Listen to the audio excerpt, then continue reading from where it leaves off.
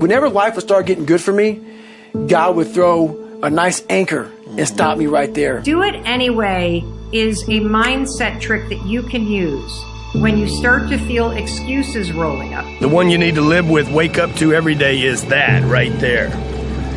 Okay? Beat the sun up, folks. You got to beat the sun up. If you can't beat up the roll up of the sun up, you're going to get beat up in life.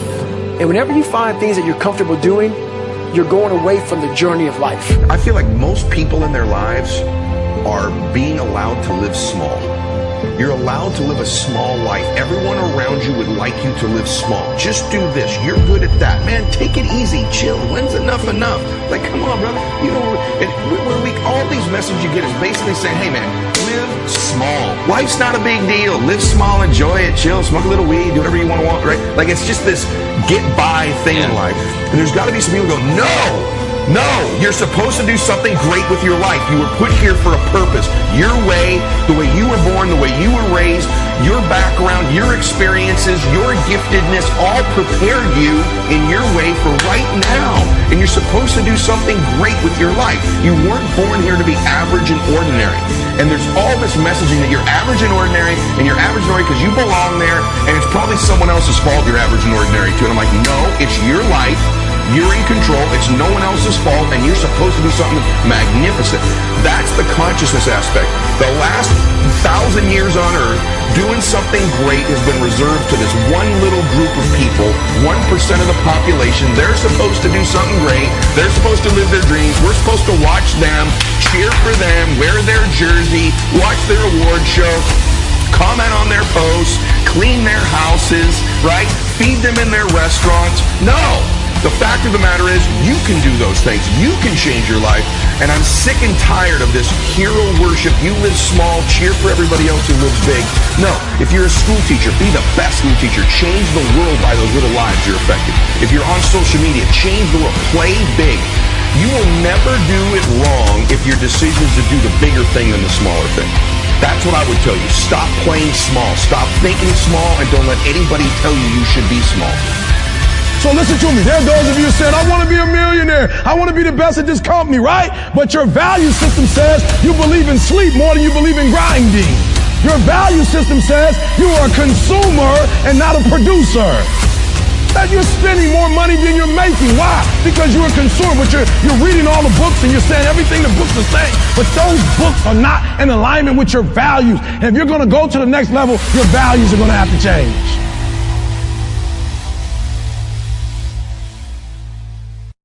What if I told you this was the last Monday morning of your life? What if I told you you die this week? Would you complain about your crap job or that test you don't want to take? I doubt it. You would go much higher level thinking. Well, that's really what it takes. It takes understanding that if you're not pumped right now, if you're begrudging what you're about to do, if you're not looking forward to it, look, I respect practicality. You gotta go through school because your parents want to. You gotta pay your rent. You got student loans. I get it. But please recognize the world we're living in. We're living in a world where there's so much more opportunity. This internet thing created way more opportunity for all of us. Way more. I mean, look, you might not even be alive. Like, your mom and dad could have had sex like 3 minutes later and you wouldn't even exist and you're complaining. You could have ended up being a bus, a tree. I just don't get the mentality of being head down sad on a Monday morning. I'm gonna make you Saturday Monday morning. That's what I want to do every morning, and that's what I want from you. Please take a step back and think about how awesome it actually is. And then recognize that you can attack the world in a totally different way because you were lucky enough to be born during this era. So you have said to yourself, okay, I'm going to talk to my boss today about that thing that I've been avoiding talking to them about. Or maybe you've said something like, I'm going to go to the gym today or tomorrow or whatever. And then the moment comes where you've got to have that conversation. Or the moment comes where it's time to pack up your bag and leave your desk and go to the gym. And what always happens? You don't feel like it. I bet there are plenty of you watching that have made a commitment that, I'm not going to have a drink tonight. And then guess what happens when you get home? You don't feel like not drinking. You feel like having a drink. And so here's what Do It Anyway has done for me. The idea that I just do it anyway has pushed me to realize and to recognize that there are a lot of moments where there are things in my life that I really want to do, I need to do, I should do, but when the moment comes, I don't feel like it. And so I pull out this idea of, you know what, I'm just going to do it anyway. It's raining outside. I said I would go for a short run. I don't feel like it. I'm going to do it anyway. It's 6 o'clock in the morning. I'm tired. It's cold. I laid out my yoga clothes, but now I don't feel like it. What do? I do it anyway. When you start to say to yourself, I'm going to do it anyway, what happens is something really cool. You acknowledge that there are feelings that you have that are trying to swoop in and hijack you. You acknowledge them and you basically say, guess what? I'm going to do it anyway. Problems are basically the building block of happiness. And that is really counterintuitive to most people, because most people think of happiness as like no problems, you know, sitting on the beach with a pina colada, doing whatever. And but the truth is that we need some sort of struggle in our life. And the point I try to make in the book is that the key to living a good life isn't getting rid of struggle, it's finding good struggles. Struggles that invigorate you, struggles that feel important to you, struggles that can contribute to the people around you.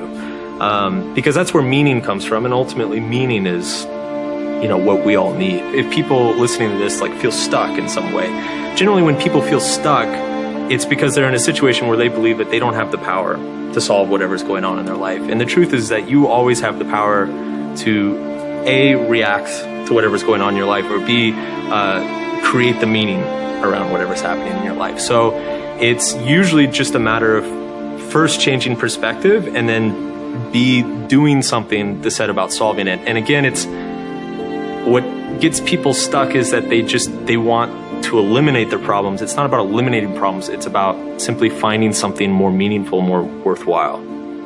Obviously, he was about as successful as anyone could be. I mean, he was a successful guy in so many aspects, and yet he killed himself. He said in this book, I wanted adventures.